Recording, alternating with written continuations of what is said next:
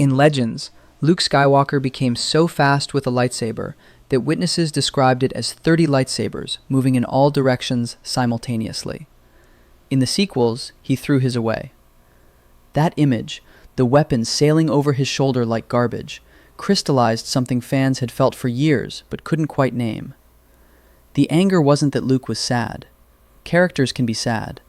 The anger wasn't that he'd failed. Characters can fail. The anger was that Disney's Luke had become everything the original trilogy proved was wrong. And now you're going to have the words for it. There's a moment in Avatar, The Last Airbender, where Uncle Iroh explains wisdom to his nephew Zuko. Draw knowledge from many sources, he says. Understanding the other elements and the other nations will help you become whole. But if you take it from only one place, it becomes rigid and stale. That philosophy, that openness to learning from everywhere while maintaining your core identity, describes exactly what Legends Luke understood, and what sequel Luke forgot entirely. But to see the betrayal clearly, we have to understand what he was supposed to be rejecting. The Jedi Order that fell to Palpatine operated under doctrines they'd maintained for 1,000 generations. By the time of the Clone Wars, these doctrines had fossilized into absolutes. The prohibition on attachment wasn't a guideline, it was institutional scripture. Younglings were taken from families before age 3, young enough that they couldn't form lasting emotional bonds. Marriage was forbidden. Romance was forbidden. Extended contact with biological family was discouraged. The Council's reasoning was simple. Attachment meant possession. Possession meant fear of loss. Fear of loss led to the dark side. And then they trained Anakin Skywalker. His secret marriage to Padme Amidala in 22 BBY forced him to hide his attachment rather than process it openly with guidance. When he experienced visions of her death in 19 BBY, there was no sanctioned framework within Jedi teaching to address his terror. He went to Master Yoda. The counsel he received? Train yourself to let go of everything you fear to lose. No practical pathway. No acknowledgement that the attachment already existed and couldn't simply be wished away. Just dogma. Anakin turned to Palpatine within weeks. The Jedi Order fell hours later. And here's what the surviving masters did. Yoda retreated to Dagobah. Obi-Wan retreated to Tatooine. For 19 years, while the Empire consolidated power, constructed the Death Star, and systematically exterminated Force-sensitive children, these two masters hid. They didn't rebuild. They didn't train new Jedi. They didn't actively oppose the regime murdering innocents across the galaxy. Their plan was to wait. Let Anakin's children grow up. Maybe in 2 decades, something would work out. That's what rigid philosophy looks like in practice. Failure and withdrawal. The galaxy burns while the wise men meditate. Luke Skywalker received his training from these same exiled masters. He learned their techniques. He absorbed their warnings about anger and aggression and the seductive pull of the dark side. And then, at every crucial moment, he rejected their counsel. On Dagobah, in 3 ABY, Luke experienced visions of his friends suffering on Cloud City. He saw Han Solo frozen, Leia in danger, the people he loved dying while he sat in a swamp lifting rocks. Both Yoda and Obi-Wan's ghost urged him to stay and complete his training. The fate of the galaxy depended on it, they said. If he left now, he would destroy all for which they had fought and suffered. Luke left anyway. His masters called it a failure of discipline. They were wrong. Before the Battle of Endor in 4 ABY, both masters communicated their expectations clearly. Vader must be destroyed. Obi-Wan said explicitly that Luke must confront Vader, and only then could he become a Jedi. The implication was unmistakable. Kill your father or fail your training. Luke refused. He told Obi-Wan he couldn't do it. He sensed good in his father. He wouldn't kill him. When Palpatine tortured him with Force lightning aboard the second Death Star, when every piece of old Jedi wisdom said his attachment was weakness and his faith was foolishness, Luke threw his lightsaber away. He looked at the most powerful Sith Lord in galactic history and said directly, "I am a Jedi, like my father before me. You failed, Your Highness. I will not fight. The outcome vindicated everything. Vader, watching his son die in agony, returned from the dark side. Anakin Skywalker killed Palpatine. The Chosen One prophecy was fulfilled not through combat, not through dogmatic adherence to Jedi rules, but through paternal attachment. The emotional bond the Jedi Order had forbidden for 1,000 generations saved the galaxy. Luke understood something his masters never did. Being a Jedi meant choosing what that meant. Drawing wisdom from everywhere, even from sources the old masters would have called dangerous. This is where the timelines split. In Legends, Luke took that lesson and built something revolutionary. His Jedi Praxium on Yavin 4, established in 11 ABY, looked nothing like the prequel order. Students had personal freedom and individual responsibility, rather than rigid hierarchical obedience. No central council issued orders or claimed supreme authority over peers. When Luke eventually created a governing body, he deliberately limited its power and severed all connection to New Republic politics, the exact opposite of how the prequel council had operated, entangled in galactic government until that entanglement helped destroy them. The attachment reformation was explicit. Luke permitted emotional bonds, encouraged them, created institutional support for them. The new Jedi Order developed formal wedding ceremonies for Jedi who chose to marry. In 19 ABY, Luke himself married Mara Jade, a former Emperor's hand who had served Palpatine directly, who had once been sent to assassinate Luke, and who had found her own path to the light through his patient example. Their son, Ben Skywalker, was born in 26 ABY. This wasn't an exception to Jedi rules. It was the embodiment of Luke's reformed doctrine, that healthy attachment strengthened rather than corrupted Force users, that the old Jedi had been wrong about something fundamental. His academy accepted students of any age, including adults with existing families and established lives. The requirement that initiates be children too young for prior attachment was abandoned entirely. Traditional robes became optional. Weapons besides lightsabers, including blasters, were permitted. Students found individual paths through the Force, rather than conforming to standardized curricula that crushed their unique relationships with something larger than themselves. Draw wisdom from many sources, never rigid, never stale. But here's what critics miss about Legends Luke, and it's crucial to the argument. He wasn't naive. He believed in redemption. His marriage to a former Imperial assassin proved that operationally. But he didn't extend unlimited chances to active threats who refused to turn back. When the Dark Lady Lumia corrupted his nephew Jacen Solo in 40 ABY, Luke pursued her across the galaxy.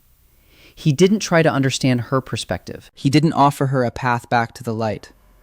He killed her in combat because she was actively destroying people he loved and showed no inclination to stop. When Jacen completed his fall and became Darth Caedus, Luke didn't retreat into isolation to contemplate his failures. He engaged Caedus directly in combat. He prepared to kill his own nephew if necessary to end the threat to the galaxy. The man who believed in redemption also understood that some people choose darkness so completely that stopping them becomes the only remaining option. Caedus was ultimately killed by Luke's former student Jaina Solo in 41 ABY, after a sustained campaign that Luke led to stop him, not after years of hiding, not after abandoning the galaxy to suffer, after fighting. The Yuuzhan Vong War tested this philosophy under conditions that would have broken the old Jedi Order entirely. Between 25 and 29 ABY, extragalactic invaders killed billions. The invasion shattered worlds. Jedi died across the galaxy as the invaders specifically targeted Force users, with creatures that existed outside the Force entirely. The war cost Luke dearly. Students he had trained were killed. He watched his order hunted across the galaxy by enemies who couldn't even be sensed through the Force. His response? He led resistance efforts during active conflict. He reorganized training methods to address new threats.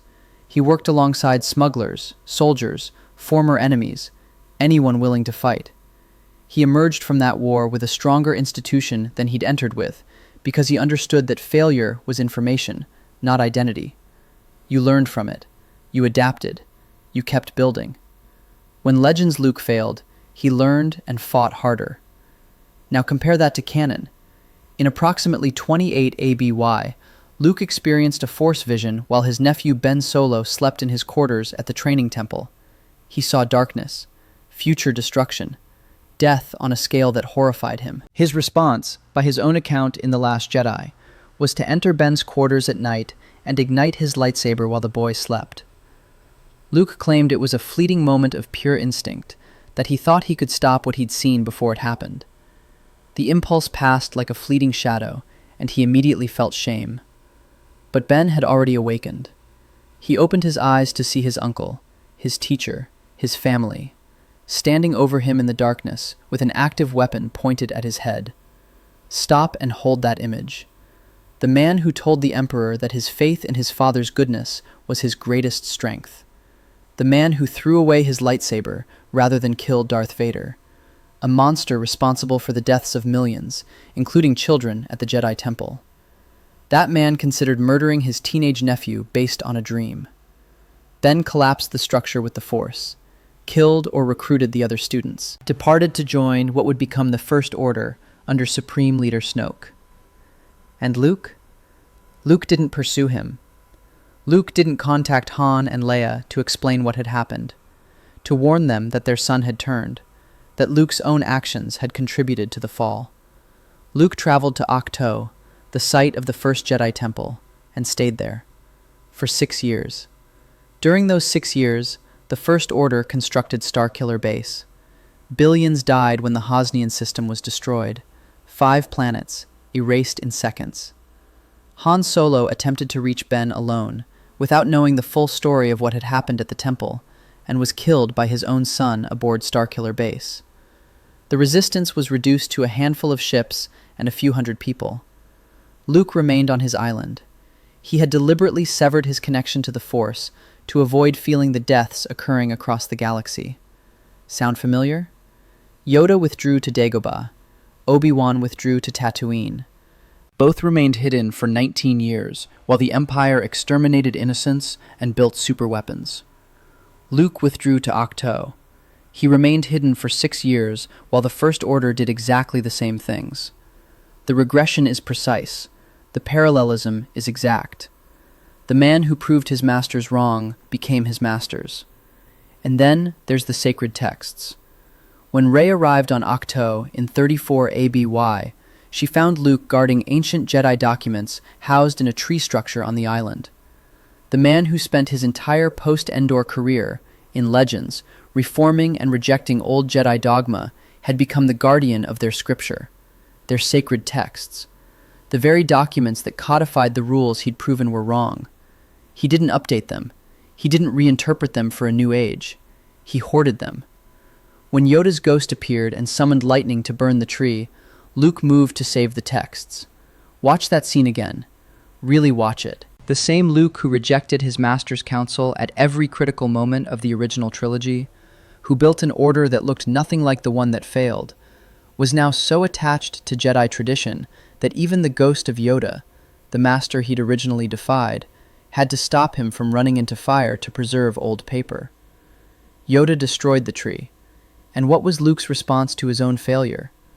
Not, I should have done things differently. Not, I need to find a new path. It was, it's time for the Jedi to end. That's not reform. That's not the philosophy of someone who understands wisdom should be drawn from many sources. That's the philosophy of someone who absorbed old Jedi dogma so completely that when it failed him, he couldn't imagine alternatives. He could only imagine endings, rigid and stale, exactly what Iroh warned about. The old Jedi response to failure was always the same pattern. Withdraw. Let the galaxy suffer. Wait for someone else to fix things. Hope that time heals what action could not. Yoda and Obi-Wan did it for 19 years. Luke did it for 6. Long enough for his brother-in-law to die, attempting what Luke had already proven possible with Vader. Han Solo went to that bridge on Starkiller Base because he still believed his son could come back. He believed it because Luke had proven it possible 30 years earlier. And where was Luke while Han made that final walk toward a son he didn't fully understand? On an island, feeling nothing, waiting for someone else to fix what he'd broken. Legends Luke looked at the failures of the old Jedi Order and built something better. Sequel Luke looked at those same failures and repeated them perfectly, then blamed the institution instead of recognizing he'd become its worst example. The tragedy isn't that Disney made Luke sad. Any character can have dark moments. Any hero can struggle with guilt and despair. That's not betrayal. That's drama. That's human. The Luke who mourned failures and questioned himself would have been compelling if he'd responded the way his character was built to respond, by learning, adapting, and fighting harder. The tragedy is that they made him become everything he spent the original trilogy proving was wrong. The Luke who told Palpatine, "I am a Jedi, like my father before me," understood that being a Jedi meant choosing what that meant. It meant drawing wisdom from everywhere, from his masters, yes, but also from his own instincts, from the bonds he refused to sever, from the faith in redemption that everyone told him was foolish until it saved the galaxy. The Luke who hoarded sacred texts on an island had forgotten that lesson entirely. He became rigid. He became stale. He became the very thing he was supposed to transcend. Legends Luke spent decades leading the order he'd built. He married Mara Jade. He raised a son. He trained generations of Jedi who went on to train others. He fought when fighting was necessary and believed in redemption when belief could save someone. He held both truths simultaneously, that some could be saved and some had to be stopped, and he never pretended the choice was easy. Canon Luke died from the exertion of a force projection in 34 ABY. He hadn't held a lightsaber in direct combat during the entire sequel era.